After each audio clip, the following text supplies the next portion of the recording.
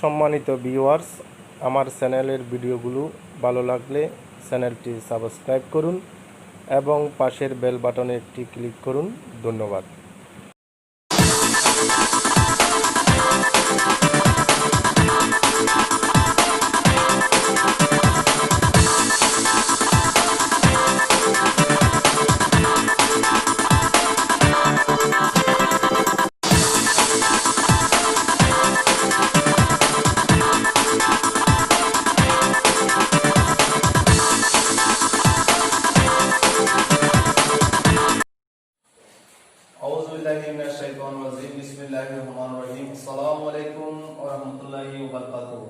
সবাইকে এনএসআরএ পয়েন্টের পক্ষ থেকে স্বাগতম। আজকে আমি তোমাদের সামনে যে বিষয় নিয়ে হাজির হয়েছি সেটা হচ্ছে নবম দশম শ্রেণীর রসায়ন বিজ্ঞানের উপর রসায়ন বিজ্ঞানের অষ্টম অধ্যায় রসায়ন ও শক্তি সম্পর্কে আলোচনা করব। আমরা রসায়ন ও শক্তি সম্পর্কে আজকে আলোচনার বিষয় হচ্ছে তড়িৎ রাসায়নিক কোষ, তড়িৎ বিশ্লেষক কোষ, গ্যালভানিক কোষ, বিদ্যুৎ পরিবাহী, ইলেকট্রনীয় পরিবাহী, তড়িৎ বিশ্লেষক পদার্থ, তীব্র এবং মৃদু, তড়িৎদ্বার, গলিত সোডিয়াম ক্লোরাইডের তড়িৎ বিশ্লেষণ। এখান থেকে এতটুকু হচ্ছে, এগুলো হচ্ছে বর্ণের মতো, আর এইটা হচ্ছে তোমার শব্দের মতো। বর্ণ যদি না জানি তাহলে আমরা শব্দ শিখে কোনো লাভ হবে না। বর্ণ মানে আমরা এগুলো বেসিক সম্পর্কে ধারণা থাকতে হবে। তারপর আমরা মূল টপিক হবে যে গলিত সোডিয়াম ক্লোরাইডের তড়িৎ বিশ্লেষণ। যেহেতু আমরা এগুলো জানি না বিধায় আমরা এগুলোতে জটিলতা অনুভব করি। তাহলে শুরু করা যাক। আমি প্রথমে তড়িৎ রাসায়নিক কোষ সম্পর্কে কাকে বলে সেটা আমি বলি।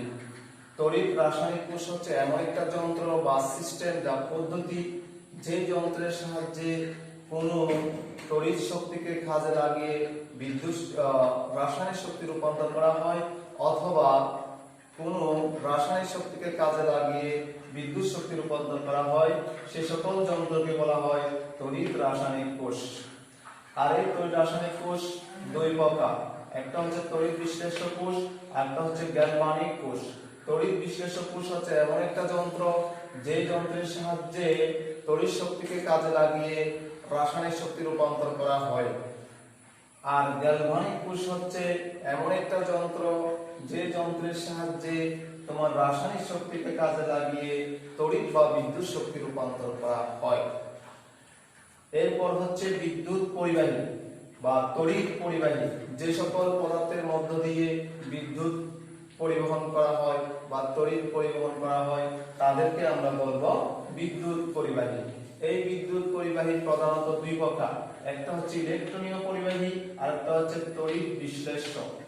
ইলেকট্রনীয় পরিবাহী হচ্ছে যে সকল পদার্থের মধ্য দিয়ে তোমার ইলেকট্রন প্রবাহের ফলে বিদ্যুৎ পরিবহন করা হয় তাদেরকে বলে আমরা ইলেকট্রনীয় প্রবাহী। যেমন ধাতু, আমরা ধাতব বন্ধন করার সময় বুঝলাম ধাতব বন্ধনের মধ্যে অসংখ্য মুক্ত ইলেকট্রন থাকে। এই মুক্ত ইলেকট্রনই হচ্ছে তোমার বেসিক্যালি বিদ্যুতের প্রবাহ। ওইগুলোকে প্রায় সকল ধাতুকে আমরা ইলেকট্রনীয় প্রবাহী বলে থাকি। এরপরও গ্রাফাইট কিন্তু ধাতু নয়, অধাতু, তারপরে সেখানে মুক্ত ইলেকট্রন রয়েছে, সেগুলোকে আমরা ইলেকট্রনীয় পরিবাহী বলতে পারি। তড়িৎ বিশ্লেষক হচ্ছে যেগুলো কঠিন অবস্থায় বা স্বাভাবিক বা কঠিন অবস্থায় বিদ্যুৎ পরিবহন হয় না, কিন্তু গলিত বা দ্রবীভূত অবস্থায় বিদ্যুৎ পরিবাহিত হয় যে সকল পদার্থের মধ্য দিয়ে, তাদেরকে বলা হয় তড়িৎ বিশ্লেষক পদার্থ। এই তড়িৎ বিশ্লেষক পদার্থ দুই প্রকার, একটা হচ্ছে তীব্র আর একটা হচ্ছে মৃদু। তীব্র কোনগুলো, যে সকল তড়িৎ বিশ্লেষক পদার্থ সম্পূর্ণরূপে আয়নিত হয়। যেমন আমি সোডিয়াম ক্লোরাইড, যেটা কঠিন অবস্থায় কোনো বিদ্যুৎ পরিবহন করবে না। যদি আমরা লবণ নিই, ওই লবণের মধ্যে যদি আমি তার সংযুক্ত করি, ওইখানে কখনো তোমার বিদ্যুৎ পরিবহন হবে না। যদি গলিত বা জলীয় অবস্থায় সোডিয়াম ক্লোরাইডকে নেওয়া হয় তখন সেখানে বিদ্যুৎ পরিবহন হবে। আর তীব্র তড়িৎ বিশ্লেষক পদার্থ হচ্ছে ওই সকল পদার্থ যেগুলো তোমার সম্পূর্ণরূপে আয়নিত হয়ে যায় সেগুলোকে বলবো আমরা তীব্র তড়িৎ বিশ্লেষ্য পদার্থ। যেমন আমার 100টা সোডিয়াম ক্লোরাইড রয়েছে, তো এই 100টা সোডিয়াম ক্লোরাইড থেকে আমি পাবো 100টা সোডিয়াম প্লাস, আর একটা হচ্ছে 100টা সোডিয়াম ক্লোরিন মাইনাস। আসলে এটাকে ক্লোরিন মাইনাস বলা যায় না, এটা হচ্ছে ক্লোরাইড আয়ন, এটাকে বলবো আমরা ক্লোরাইড আয়ন। তাহলে এটা সম্পূর্ণরূপে তোমার কি হয়ে যাচ্ছে, আয়নিত হয়ে যাচ্ছে। আয়নিত মানে তোমার ধনাত্মক বা ঋণাত্মক চার্জ যুক্ত হওয়া। তাহলে এখানে দেখা যাচ্ছে যে এই যে 100টা সোডিয়াম ক্লোরাইডের দ্রবণ থেকে আমি সোডিয়াম প্লাস পাইছি 100টা, ক্লোরাইড আয়ন পাইছি 100টা, তাহলে এটা সম্পূর্ণরূপে আয়নিত হয়ে যাচ্ছে। তখন সেই এই রকম পদার্থগুলোকে বলবো আমরা তীব্র তড়িৎ বিশ্লেষ্য পদার্থ। এখন আসো মৃদু তড়িৎ বিশ্লেষ্য পদার্থ। যেমন আমি যদি পানির কথা চিন্তা করি, যে সকল পদার্থের মধ্য দিয়ে যে সকল পদার্থগুলো যে সকল তড়িৎ বিশ্লেষ্য পদার্থগুলো সম্পূর্ণরূপে কি হয় না, আয়নিত হয় না, তাদেরকে আমরা বলবো মৃদু তড়িৎ বিশ্লেষ্য পদার্থ। তো কিরকম, মনে করো আমার কাছে 100 অণু পানি রয়েছে, 100 মনে করো আমি 10 গ্রাম, ওই 10 গ্রামের মধ্যে আমার 10 গ্রাম পানি রয়েছে, ওই 10 গ্রামের মধ্যে মনে করো সাপোজ 100টা পানি অণু রয়েছে। এই 100টা পানি অণু থেকে আমি কখনো 100টা H প্লাস পাবো না, অথবা 100টা আমি OH মাইনাস পাবো না। কারণ আমরা জানি পানিকে ভাঙলে আমরা দুটো আয়ন পাই, একটা হচ্ছে H প্লাস আর একটা হচ্ছে OH মাইনাস। তাহলে এটা কখনো সম্ভব না মৃদু তড়িৎ বিশ্লেষণের মধ্যে এখানে তোমার 100টা H প্লাস পাওয়া, 100টা OH মাইনাস পাওয়া। তাহলে এখানে হয়তো পেতে পারি আমরা 5টা H প্লাস অথবা 10টা OH মাইনাস, এটাও পেতে পারি, কিন্তু সম্পূর্ণ 100টা আমরা H প্লাস 100টা OH মাইনাস পাবো। তাহলে এগুলো হচ্ছে তোমার আংশিক আয়নিত হচ্ছে, সেগুলোকে আমরা বলবো মৃদু তড়িৎ বিশ্লেষ্য পদার্থ। আর এই 100টার মধ্যে মনে করো আর বাকিগুলো পানিটা তোমার ওর নিজস্ব ফরম্যাটে থেকে যাবে, কিছুটা আয়নিত হবে আর বাকিগুলো ওর নিজ ফরম্যাটে রয়ে যাবে। সেজন্য এইগুলোকে বলবো আমরা মৃদু তড়িৎ বিশ্লেষ্য পদার্থ। তাহলে পানি হচ্ছে একটা মৃদু তড়িৎ বিশ্লেষ্য পদার্থ। এখন আমার কথা হচ্ছে তোমার বেসিক বুঝে গেলাম আমি, এগুলো তো হয়তো তোমরা জানো, তারপর আমি একটু বলে দিলাম। এখন তড়িৎ দাহ জিনিসটা কি? তড়িৎ দাহ জিনিসটা হচ্ছে আমরা কোন তড়িৎ রাসায়নিক প্রসেসের মধ্যে যে দুটা ধাতব দ্বন্দ্ব ইউজ করি সেই দুটাকে বলবো আমরা তড়িৎ দাহ। তাহলে শুরু করা যাক। এখন হচ্ছে গলিত সোডিয়াম ক্লোরাইডের বিশ্লেষণ। গলিত সোডিয়াম ক্লোরাইড বিশ্লেষণ যদি করতে চাই তাহলে আমরা একটা তড়িৎ রাসায়নিক কোষ এঁকে ফেলি। এঁকে সেখানে আমরা দুইটা ধাতব দ্বন্দ্ব দিচ্ছি, দুইটা ধাতব দ্বন্দ্ব দিচ্ছি। একটা কোষ দিলাম, ব্যাটারি, আমি এখানে ব্যাটারি ইউজ করলাম। এখানে প্রথম যেটা বড় ধার সেটা হচ্ছে প্লাস নির্দেশ করছে দিকে, এটা হচ্ছে ঋণাত্মক। তাহলে ব্যাটারির দুটো প্রান্ত থাকে, একটা হচ্ছে ধনাত্মক প্রান্ত আর একটা হচ্ছে ঋণাত্মক প্রান্ত। ব্যাটারির ধনাত্মক প্রান্তের সঙ্গে যে অংশটা যুক্ত সেটা হচ্ছে ধনাত্মক তড়িৎ দাহ, আর ঋণাত্মক প্রান্তের সঙ্গে যে অংশটা যুক্ত সেটা হচ্ছে ঋণাত্মক তড়িৎ দাহ। তাহলে এটা হচ্ছে ধাতব দ্বন্দ্ব, এটা একটা ধাতব দ্বন্দ্ব, তোমার এটা একটা ধাতব দ্বন্দ্ব, দুইটাই হচ্ছে ধাতব দ্বন্দ্ব, দুইটাই হচ্ছে ধাতব দ্বন্দ্ব। তাই তড়িৎ বিশ্লেষণের কৌশল, তড়িৎ বিশ্লেষক কি?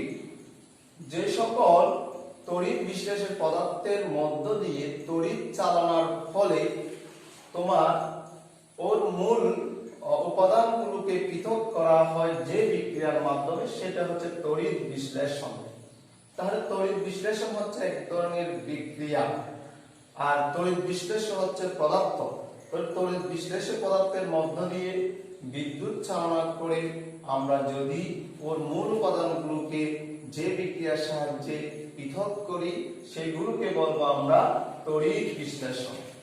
তাহলে দেখো, আমি গলিত সোডিয়াম ক্লোরাইড নিব, একটা জিনিস খেয়াল রাখবা, এখন আমার মূল টপিক আমি চলে আসবো। এই দুটো জিনিস আমাকে এখন খোলাসা হয়ে যাবে আর পরিষ্কার হয়ে যাবে। গলিত সোডিয়াম ক্লোরাইড আমরা নিব, আমরা গলিত সোডিয়াম ক্লোরাইড। তাহলে এখানে গলিত সোডিয়াম ক্লোরাইড নিলে এখানে কোনো পানি থাকবে না, তো নিলে সেখানে দুইটা আয়ন হবে, একটা হচ্ছে সোডিয়াম প্লাস আর একটা হচ্ছে ক্লোরাইড আয়ন।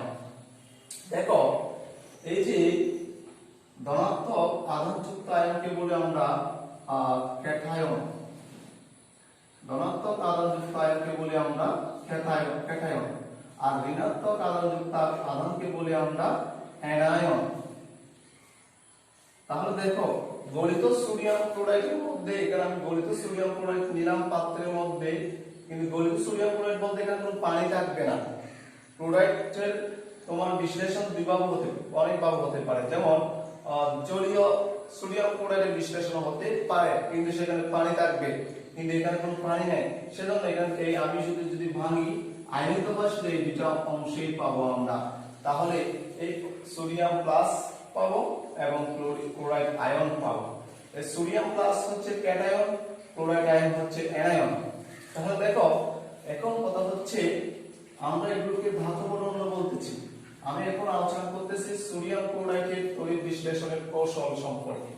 তাহলে দেখো এটাকে আমরা এই যে ক্যাটায়ন, এখানে ইলেকট্রন, দেখো ক্যাটায়ন তোমার যে দণ্ডকে আকৃষ্ট করে, মানে যে দণ্ডকে আকৃষ্ট করে সেটা হচ্ছে তোমার কেতুট। এটাকে আমরা কেতুট তড়িৎদ্বার বলতে পারি, এগুলোকে আমরা কেতুট তড়িৎদ্বার। এই যে আমি আগেই বলছিলাম তড়িৎদ্বার, এগুলো হচ্ছে তড়িৎদ্বার, তো এটা হচ্ছে কেতুট তড়িৎদ্বার। এবং অ্যানায়ন যে দণ্ডকে আকৃষ্ট করতেছে সেটাকে বলবো আমরা কেতুট, সরি অ্যানায়ন যে দণ্ডকে আকৃষ্ট করতেছে সেটার থেকে আসতেছে অ্যানোড তড়িৎদ্বার, মানে অ্যানোড তড়িৎদ্বার। দেখো এটা হচ্ছে অ্যানোড, এটা হচ্ছে ক্যাথোড তড়িৎদ্বার। এখন আসো, অর্থাৎ ক্যাটায়ন যে তড়িৎদ্বারকে আকৃষ্ট করে তার নাম অনুসারে হচ্ছে ক্যাথোড, আর অ্যানায়ন যে তড়িৎদ্বারকে আকর্ষণ করতেছে তার নাম অনুসারে আসতেছে অ্যানোড থেকে, অ্যানায়ন থেকে অ্যানোড।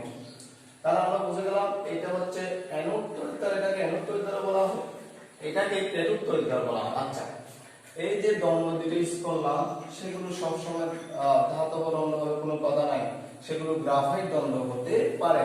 গ্রাফাইটের মধ্যে মুক্ত ইলেকট্রন থাকে, সেহেতু এখানেও কি তোমার আমি কি করতে পারি, গ্রাফাইট ইউজ করতে পারি তড়িৎদ্বার হিসেবে। আচ্ছা, এখন দেখো এখানে তোমার ক্যাটায়ন আর অ্যানায়ন আমরা যে বুঝলাম, তাহলে ক্যাটায়ন যে তড়িৎদ্বারকে আকর্ষণ করে সেটা হচ্ছে ক্যাথোড, মানে ক্যাটায়ন থেকে ক্যাথোড।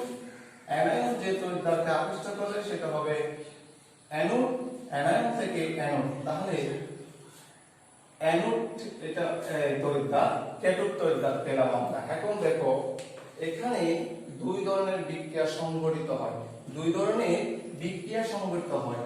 এখন দেখো অ্যানোড বিক্রিয়া যদি আমরা লিখি, অ্যানোড বিক্রিয়া, অ্যানোড বিক্রিয়া, অ্যানোড বিক্রিয়া হচ্ছে দেখো এখানে যখন ক্লোরাইড আয়ন যখন তোমার অ্যানোডের দিকে যাবে, অর্থাৎ এই দণ্ডের দিকে যাবে, তখন ও কি করবে জানো, তখন ও দুইটা ইলেকট্রন ত্যাগ করবে, ত্যাগ করে একটা ইলেকট্রন ত্যাগ করবে, যেহেতু ওর কাছে একটা ইলেকট্রন, তো ও ছেড়ে দিবে ওই দণ্ডের মধ্যে গিয়ে, ও একটা ইলেকট্রন ছেড়ে দিয়ে ক্লোরিন হবে, কি হবে, ক্লোরিন হবে। এটাকে এভাবে লেখা যায়, অথবা তোমরা চাইলে এভাবে করে লিখতে পারো, এভাবে করে লিখতে পারো, তোমরা চাইলে এভাবে করে লিখতে পারো। অর্থাৎ একটা ক্লোরিন একটা ইলেকট্রন ছেড়ে দিয়ে তোমরা আগের ফরম্যাটে, অর্থাৎ নিস্তরিত অবস্থায় ক্লোরিনটা পদার্পণ করে। এরপরে যদি ক্লোরিন কিন্তু একা থাকতে চায় না, এটা গ্যাস হিসেবে থাকতে চাইবে, সেজন্য আরেকটা ক্লোরাইড আয়ন আরেকটা ইলেকট্রন ত্যাগ করলে তোমার আরেকটা ক্লোরিন, নিস্তরিত ক্লোরিন পাবে। এখন আমি যদি বলি এই দুটো যোগ করি, দুইটা ক্লোরাইড আয়ন দুইটা ইলেকট্রন ত্যাগ করে এক অণু ক্লোরিন অণু বা ক্লোরিন গ্যাস গঠন করবে। তাহলে আমরা বুঝতে পারলাম অ্যানোডে যে বিক্রিয়াটা ঘটছে সেটা হচ্ছে তোমার সেখানে উৎপন্ন হলো কি গ্যাস, কি গ্যাস? Chlorine gas. এগুলো বুদবুদ আকারে উপরে উঠতে থাকবে। এই গ্যাস উৎপন্ন হয়েছে সেটা কেমনে বুঝতে পারবো? তখন এই দ্বন্দ্বের দিকে বুদবুদ আকারে উপর দিকে উঠতে থাকবে। তাহলে আমরা অ্যানোড বিক্রিয়া বুঝে গেলাম, অ্যানোড বিক্রিয়া বুঝে গেলাম। এখন আমরা আসবো ক্যাথোড বিক্রিয়া। কি বিক্রিয়া? ক্যাথোড বিক্রিয়া। ক্যাথোড বিক্রিয়া। আমরা যদি ক্যাথোড বিক্রিয়া বুঝতে চাই তাহলে দেখো ক্যাথোড বিক্রিয়া হচ্ছে কে যাচ্ছে যে ক্যাথিয়ন যাচ্ছে যে। তাহলে এই যে সোডিয়াম প্লাস বলতে বোঝায় ওর কাছে বেশি ইলেকট্রন আছে না, ওর কাছে ছিল আগে 11টা, এখন যখন সোডিয়াম প্লাস হয়ে গেল ওর হয়ে গেল এখন 10টা ইলেকট্রন। কয়টা ইলেকট্রন? 10টা ইলেকট্রন। তাহলে ও তো অলরেডি ছেড়েই দিছে, এখন ও কি আর ছাড়বে? আর ছাড়বে না। ও কি করবে? এখন গ্রহণ করে ওর আগের ফরম্যাটে মানে সোডিয়াম ফরম্যাটে চলে আসতে চাইবে, অর্থাৎ নিস্তরিত অবস্থায় রূপান্তরিত হবে। তাহলে কি করে? এই সোডিয়াম প্লাস যখন তোমার ক্যাথোড ধাতব দ্বন্দ্বে যাবে তখন বা ক্যাথোড তরিতা তখন ও একটা ইলেকট্রন গ্রহণ করবে, একটা ইলেকট্রন গ্রহণ করে সোডিয়াম ধাতুতে নিস্তরিত অবস্থায় রূপান্তর হবে।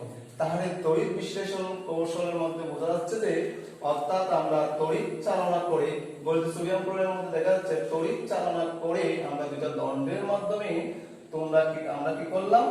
অর্থাৎ সোডিয়াম ক্লোরাইডের ভাঙন সৃষ্টি করলাম, বিশ্লেষণ করলাম। অর্থাৎ আমি সোডিয়াম ধাতু পেলাম এবং ক্লোরিন গ্যাস পেলাম, ক্লোরিন গ্যাস পেলাম। তাহলে এইভাবে আমরা তড়িৎ বিশ্লেষণের মাধ্যমে তোমার কি করলাম? সোডিয়াম ক্লোরাইডের তড়িৎ বিশ্লেষণ করে ফেললাম। তাহলে দেখো, তাহলে আমি এখন যদি বলি এখানে যে ক্লোরিন, এখানে তাহলে ধাতুগুলো জমা হবে, এখানে ধাতু জমা হবে, সোডিয়াম ধাতু জমা হবে, ধাতুগুলো আমরা এখন বের করে নিয়ে আসতে পারবো। তাহলে এই যে ক্যাথোড দ্বন্দ্বের মধ্যে অসংখ্য ধাতু জমা হবে। এখন এই যে এখানে ক্লোরিন গ্যাস উৎপন্ন হচ্ছে সেটা একটা পরীক্ষা রয়েছে, সেটা আমরা কিভাবে জানতে পারবো সেখানে ক্লোরিন গ্যাস উৎপন্ন হয়েছে? সেটা হচ্ছে পরীক্ষাটা যদি করতে চাই আমরা তোমরা তাহলে ক্লোরিন গ্যাস যদি উৎপন্ন হয় সেটা যদি আমি টেস্ট টিউবে নিই, ওই টেস্ট টিউবে যদি আমি ভিজা নিঃশ্বাস কাগজ যুক্ত করে ভেজা পানিযুক্ত নির্বাচ কাগজ যুক্ত করি তখন সেটা কি হবে? তাহলে নীল লিটমাস কাগজের মধ্যে পানি থাকবে, সেই পানিটা তোমার যখন ক্লোরিন গ্যাসের সঙ্গে বিক্রিয়া করবে তখন দুটো অ্যাসিড তৈরি করবে, একটা হাইড্রোক্লোরিক অ্যাসিড আর একটা হচ্ছে হাইপোক্লোরাস অ্যাসিড। তো এই দুটো অ্যাসিড তৈরি করতেছে। এই দুটো অ্যাসিড তৈরি করার মানে হচ্ছে যেহেতু এখানে অ্যাসিড তৈরি হচ্ছে, অ্যাসিডের ধর্ম হচ্ছে লিটমাসকে লাল করা, নীলকে লাল করা, নীলকে লাল করা। তাহলে আমি বলছিলাম এখানে যে ক্লোরিন গ্যাস উৎপন্ন হয়েছে সেটা আমরা কিভাবে জানতে পারবো? সেটা হচ্ছে আমি যদি ক্লোরিন গ্যাসকে যদি টেস্ট টিউবে নিই, ওই টেস্ট টিউবে যদি আমি ভিজা লিটমাস কাগজ, তাহলে ভিজা লিটমাস কাগজের মধ্যে পানি থাকবে, ওই পানির সঙ্গে যদি বিক্রিয়া করে তখন আমরা দুই ধরনের অ্যাসিড তৈরি হবে, একটা হচ্ছে হাইড্রোক্লোরিক অ্যাসিড আর একটা হচ্ছে হাইপোক্লোরাস অ্যাসিড। ওই দুটো অ্যাসিড উৎপন্ন হওয়ার কারণে ওইখানে লিটমাস কাগজ দিলেই তোমার লাল বর্ণ ধারণ করবে। তাহলে বোঝা যাচ্ছে এখানে অবশ্যই ক্লোরিন গ্যাস উৎপন্ন হয়েছে অ্যানোড তৈরির দ্বারা। আরেকটা জিনিস, অ্যানোডে যেহেতু গ্যাসে কি ক্লোরিন গিয়ে ছেড়ে দিছে, ইলেকট্রন ছেড়ে দিছে, তাহলে অ্যানোডে কোটা কি? ইলেকট্রনের ছাড়ন। অ্যানোডে কি ঘটে? ইলেকট্রনের ছাড়ন, অর্থাৎ ইলেকট্রনের ত্যাগ ঘটে। সেজন্য আমাকে অ্যানোডকে আমরা কি বলতে পারি? অ্যানোডকে আমরা জারণ তড়িৎদ্বার করি। অ্যানোডে তাহলে কোন বিক্রিয়া ঘটে? জারণ বিক্রিয়া ঘটে। সেজন্য অ্যানোডকে আমরা জারণ তড়িৎদ্বার বলতে পারি। আরেকটা হচ্ছে সোডিয়াম প্লাস যখন তোমার কোথায় গেল, অর্থাৎ ক্যাথোডের দিকে গেল, তখন সে ইলেকট্রন গ্রহণ করছে। তাহলে এই ধরনের হয় ইলেকট্রনের গ্রহণ হয়েছে, সেজন্য ক্যাথোডে যে বিক্রিয়া ঘটবে সেটা হচ্ছে বিজারণ বিক্রিয়া। কি বিক্রিয়া? বিজারণ বিক্রিয়া। সেজন্য ক্যাথোডকে আমরা বিজারণ তড়িৎদ্বার বলতে পারি, বিজারণ তড়িৎদ্বার বলতে পারি। তাহলে এটাকে আমরা বিজারণ বিক্রিয়া বলতে, মানে ক্যাথোড বিক্রিয়াকে বিজারণ বিক্রিয়া বলতে পারি আমরা। তাহলে আমরা দেখো এই যে ধাতব দুইটা দ্বন্দ্বকে আমরা প্রধানত কাজ হচ্ছে দুইটা ধাতব দ্বন্দ্ব এবং এগুলোকে আমরা বলি তড়িৎদ্বার। এবং এই তড়িৎদ্বারের মধ্যে একটা হচ্ছে অ্যানোড আর একটা হচ্ছে ক্যাথোড তড়িৎদ্বার। ক্যাথোডে ঘটে তোমার ইলেকট্রনের ছাড়ন, অ্যানোডে হয় ইলেকট্রনের গ্রহণ। তাহলে সেই এই পুরো প্রসেসটাই হচ্ছে তোমার তড়িৎ শক্তিকে কাজে লাগিয়ে আমি সোডিয়াম ক্লোরাইডের গড়ীয় সোডিয়াম ক্লোরাইডের বিশ্লেষণের মাধ্যমে সোডিয়াম পরমাণু তৈরি করলাম এবং ক্লোরিন গ্যাস তৈরি করলাম। তাহলে আজকে এতটুকু থাক। সবসময় কি এইখানে তোমার ব্যাটারিক্স হবে কোনো কথা নাই।